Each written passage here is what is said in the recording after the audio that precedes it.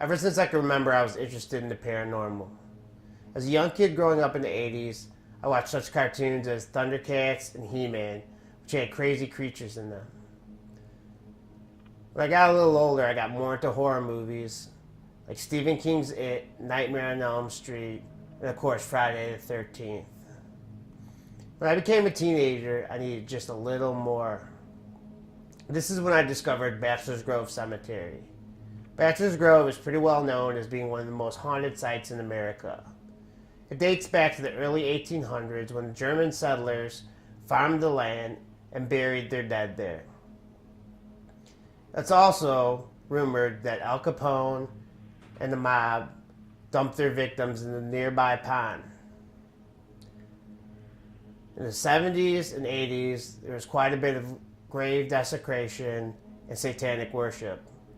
I myself have seen a dog hung from a rope, slit all the way down. It was pretty disgusting. It's one of my favorite places to go, and I go there quite a bit. I'm a photographer, and I started taking photographs of supposedly haunted places documentary style. I ran into a friend from high school, and he was telling me, we went to a concert, and he mentioned, yeah, man, I got this digital recorder. I'm going to haunted places, and I'm capturing voices. I said, dude, well, I'm a photographer, and I'm taking these photos at haunted places, and basically from there, I said, let's do this shit, and I'm just trying to figure out is this really real, or is this just these corny TV shows? You hear the term EVP thrown around a lot on these ghost hunting shows. What that stands for is electronic voice phenomenon. What that is a sound wave you typically don't hear with your own ears, but you'll capture on your digital recorder. And I don't know exactly how that works. I'm not Bill Nye the Science Guy, but these recorders are able to pick up these sounds that we don't hear with our own ears. Another very important piece of equipment in paranormal investigating is a camera or video recorder.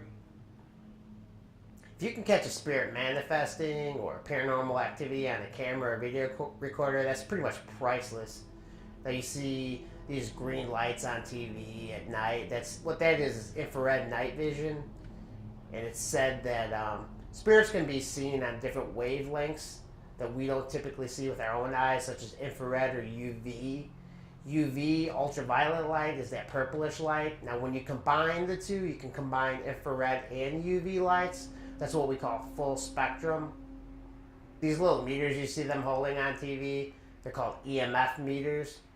It might remind you of the Ghostbusters or something like that. Now what they do is they measure fluctuations in the electromagnetic fields. What electromagnetic fields are such as AC currents of a regular outlet in a wall, DC currents, which are natural from the earth, made such as thunderstorms. And it's also said that spirits produce some EMF when they're trying to manifest. Also, temperature gauges are used to measure fluctuations in the temperature. If there's a cold spot, it's been said that a spirit could be trying to manifest. Another tool I personally like, but also frustrates the hell out of me, is a ghost box. Now what that is, it's a little box with a radio in it, and you could scan AM or FM, and you can usually control the rate at which you sweep to scan the frequencies. And it scans these radio frequencies, and in between these radio frequencies is white noise. And it's been said that the spirits can communicate through this white noise. It takes a lot of energy for a spirit to communicate. It's a little easier for them to communicate through this box.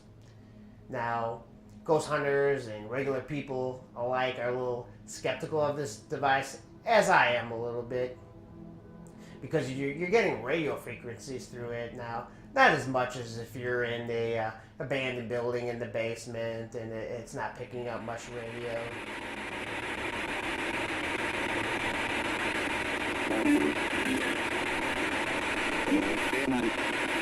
What's your name?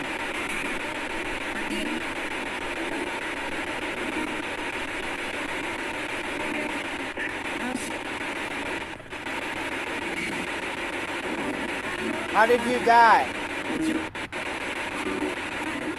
Here are a few of the EVPs I've caught with my spirit box. Is this the paranormal trying to communicate with me? I'll leave that up for you to judge.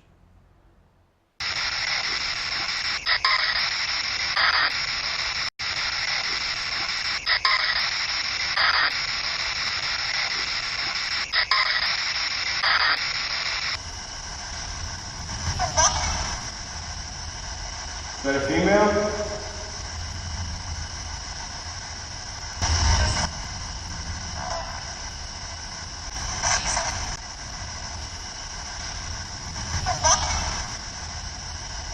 Is that a female?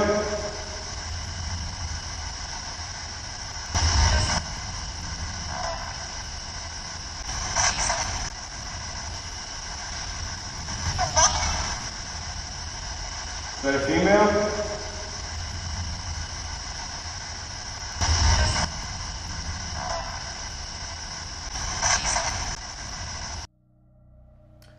Another place I'd love to investigate is the Manteno Insane Asylum, which is located in Manteno, Illinois, a far south suburb of Chicago. It was opened in 1930 with 100 patients transferred from the Kankakee State Hospital.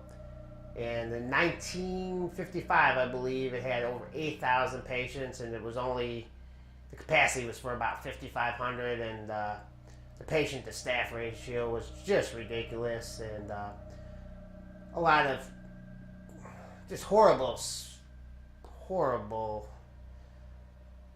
medical procedures were taking place there, such as lobotomies, electroshock therapy, hydrotherapy, which they would dunk patients into ice cold water, in and out of this water, and it's just a horrible place.